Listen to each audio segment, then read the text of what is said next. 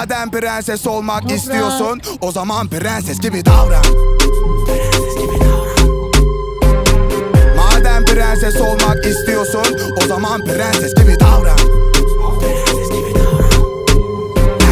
Söyle bana, senin amacın ne? Senin tribin ne?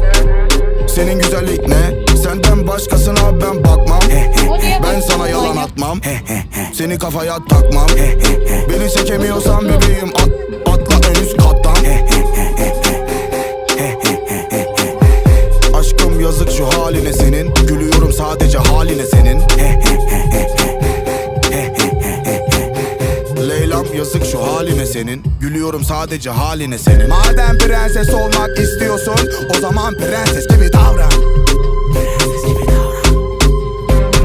Madem prenses olmak istiyorsun, o zaman prenses gibi davran.